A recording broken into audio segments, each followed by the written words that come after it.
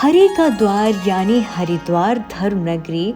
हरिद्वार में लोग गंगा में डुबकी लगाकर जन्म जन्मांतरों के पाप धोने आते हैं। तो हरिद्वार में लोग अपने पितरों की आत्मा की शांति और उन्हें मोक्ष दिलाने की कामना को लेकर भी आते हैं। हरिद्वार में गंगा जहाँ सबके पाप धो देती है, तो वहीं वो मृतकों की आत्माओं को मोक्ष भी प्रदान करती है। हरिद्वार में आकर श्रद्धा पूर्वक अपने पितरों का पिंडदान और गंगा जल से तर्पण करने से उन्हें मोक्ष मिल जाता है।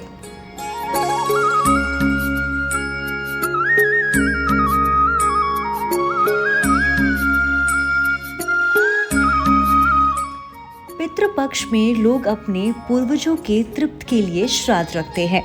हरिद्वार में तर्पण करने का अपना ही विशेष महत्व है। नमस्कार, मैं हूं आपके साथ रिया कुमारी और आप सभी का स्वागत है हमारे चैनल में। आज की इस वीडियो में आपको बताने वाली हूं कि श्राद्ध का क्या महत्व है और पितरों का श्राद्ध करना क्यों आवश्यक है और क्या क्या नियम है। आइए जानते हैं। हरिद्वार मुक्ति का द्वार है। हरिद्वार में हर की पौड़ी को सावंत घाट, नारायणी शिला और कनखल में पिंडदान और अपने पितरों का श्राद्ध करने से पितरों को मुक्ति मिलती है। कोरोना महामारी की वजह से इस बार श्राद्ध में भारी संख्या में श्रद्धालु हरिद्वार आकर अपने पितरों का पिंडदान और तर्पण करते नजर आ रहे हैं। हरि के द्वार हरिद्वार में कुशा घाट, हर की पौड़ी, कनखल, नारायणी शिला मंदिर की भी विशेष मान्यता है। इसके अलावा हरिद्वार के मंदिर में श्राद्ध करने का अधिक महत्व इसलिए भी है क्योंकि माना जाता है कि हरिद्वार में श्राद्ध करने से पितरों को मोक्ष मिलता है और साथ ही साथ सुख संपत्ति भी मिलती है।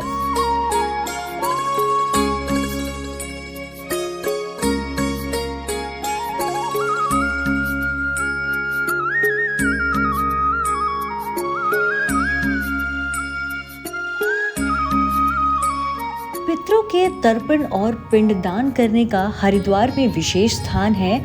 उसमें हर की पौड़ी, कुशा घाट, कनखल और नारायणी शिला, इन स्थानों पर पितरों की मुक्ति के लिए पिंडदान और तर्पण किया जाता है क्योंकि हरिद्वार हरि का द्वार है और हरिद्वार में भगवान विष्णु और महादेव दोनों ही निवास करते हैं।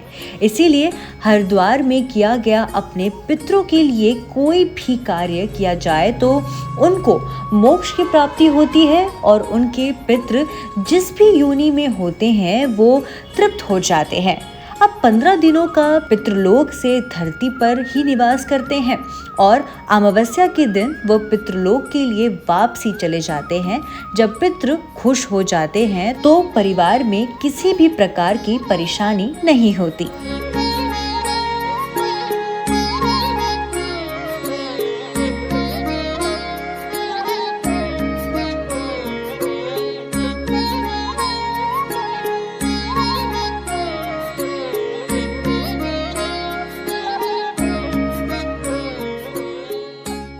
श्रद्धालुओं का कहना है कि हरिद्वार में पिंडदान और तर्पण करने से पितरों को मोक्ष की प्राप्ति होती है।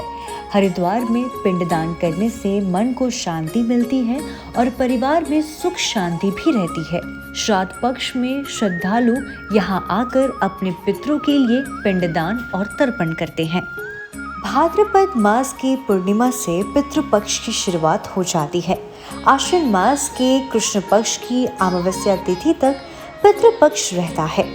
पितरों के लिए श्रद्धा से किए गए मुक्ति कर्म को श्राद्ध कहते हैं और तृप्त करने की क्रिया और देवताओं, ऋषियों या पितरों को तुंडल या तिल मिश्रित जल अर्पित करने की क्रिया को तर्पण कहते हैं। तर्पण करना ही पिंडदान करना है। हिंदू धर्म में पितृपक्ष का बहुत अधिक महत्व है। पितृपक्ष को श्राद्ध पक्ष के नाम से भी जाना जाता है। पितृपक्ष में पितरों का श्राद्ध और तर्पण किया जाता है। इस पक्ष में विधि विधान से पितृ संबंधित कार्य करने से पितरों का आशीर्वाद प्राप्त होता है और पितरों को मोक्ष की प्राप्ति होती है। पितृपक्ष में मृत्यु की तिथि के अनुसार श्राद्ध किया जाता है। अगर किसी मृत व्यक्ति की तिथि ज्ञात न हो तो ऐसे स्थिति में अमावस्या तिथि पर श्राद्ध किया जाता है।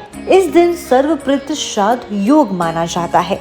आइए जानते हैं कि पितृपक्ष का क्या महत्व है। पितृपक्ष में अमावस्या तिथि का विशेष महत्व है, क्योंकि इस दिन भूले बिसरे पितरों का श्राद्ध कर्म और तर्पण किया जाता है और फिर पितरों को विदा किया जाता है।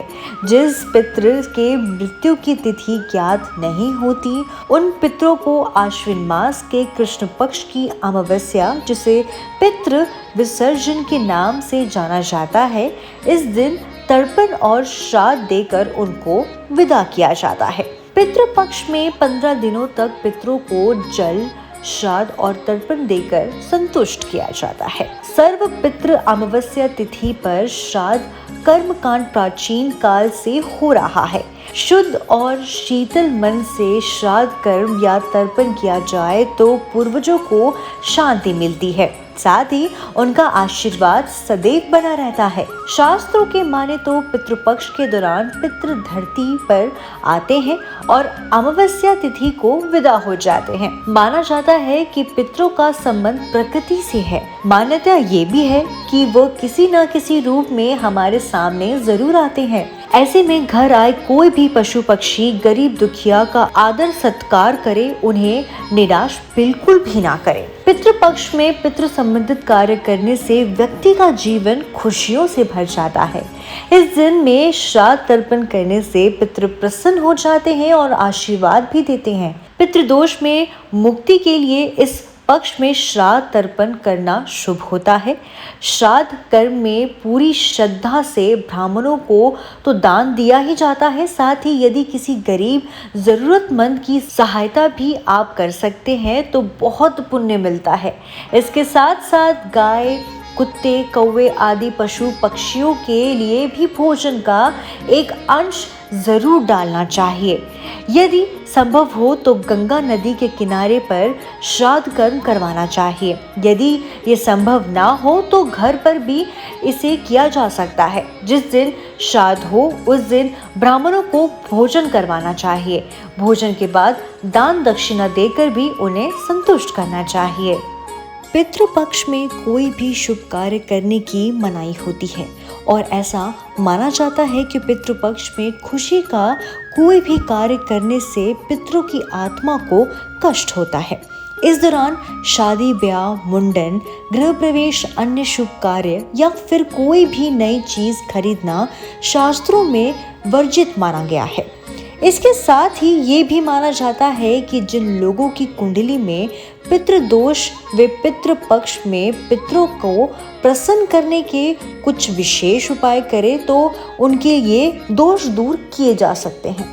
पितृपक्ष में पितरों के निमित्त पिंडदान करने की परंपरा प्राचीन काल से चली आ रही है। कुछ लोग काशी और गया जाकर अपने पितरों का पिंडदान करते हैं। पितृपक्ष में ब्रह्म भोज कराया जाता है और पितरों के निमित्त दान पुण्य किया जाता है। ऐसा माना जाता है कि पितृपक्ष में श्राद्ध न करने से पितरों की आत्मा तृप्त नहीं होती है और उन्हें शांति नहीं मिलती है। पितृ तर्पण से प्रसन्न होकर पितृ अपने परिजनों को सुखी और संपन्न रहने का आशीर्वाद देते हैं।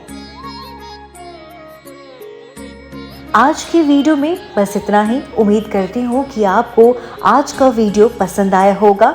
ऐसे ही बने रहिए हमारे न्यूज़ रिपोर्टर लाइव में। धन्यवाद।